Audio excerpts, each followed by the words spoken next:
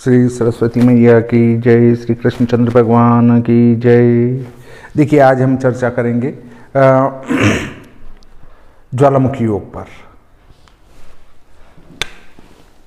एकम मूल,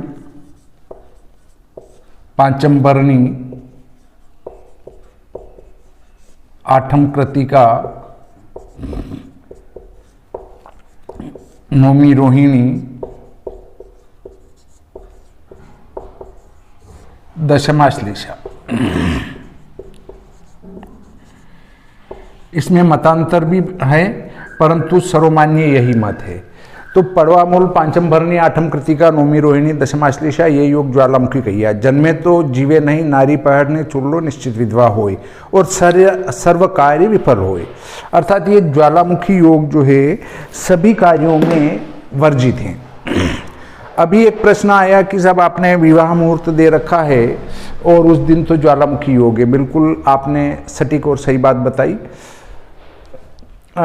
ये जो 10 तारीख आ रही है फरवरी की, 10 फरवरी 2022, इस दिन रोहिणी नक्षत्र और नवमी तिथि है, जो कि 11:09 तक है सुबह।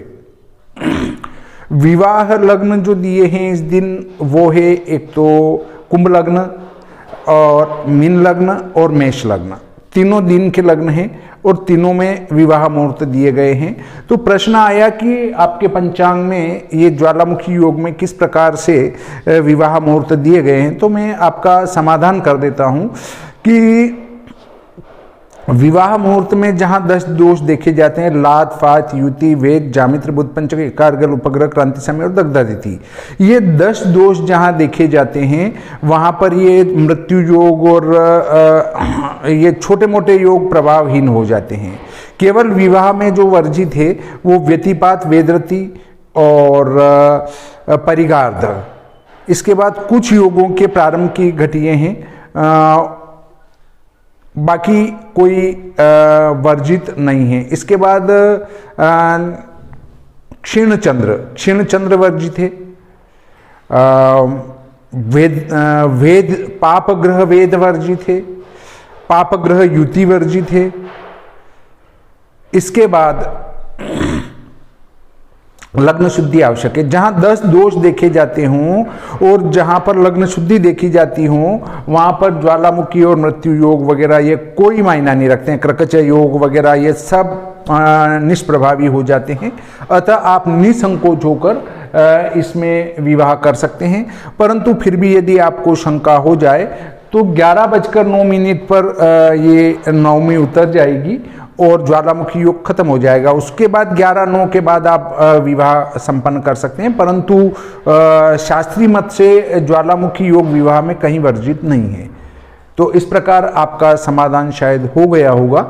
आप निसंकोच होकर इसमें विवाह आदि कार्य करें। अब कुछ कहते हैं साहब इसका प्रमाण दो, तो हम सबको प्रमाण देने के लिए नहीं बैठेंगे। थोड़ा सा कुछ किया न कि लाओ प्रमाण ला के रखो।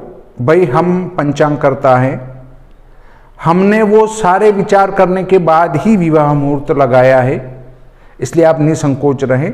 और जो पंचांग में लिखा है वही शास्त्र प्रमाण है, क्योंकि हमने पहले शास्त्र प्रमाण देखा है। शास्त्र प्रमाण देखने के बाद विवाह मुहूर्त दिया है। अगर कुंभ लग्न में विवाह करते हैं तो लग्न में बृहस्पति रहेगा जो सर्वदोष नाशक है। यदि मीन लग्न में विवाह करते हैं तो केंद्र में शुक्र रहेगा जो सर्वदोष नाशक है। और यदि हम मेष लग्न में विवाह करते हैं तो त्रिकोण में शुक्र चला जाएगा जो कि सर्वदोष नाशक है। इस प्रकार हम और 10 दोष देख ही रहे हैं। अगर इस पर विचार करें तो नौमी रिक्तादिति में विवाह कैसे होगा, फिर इस पर भी विचार करो। मंगलवार में विवाह कैसे होगा, मंगलवार में भी विवाह मुहूर्त दिए रहते हैं।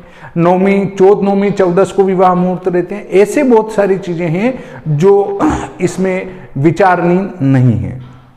इस प्रकार आज का ये प्रकरण यहीं समाप्त करते हैं।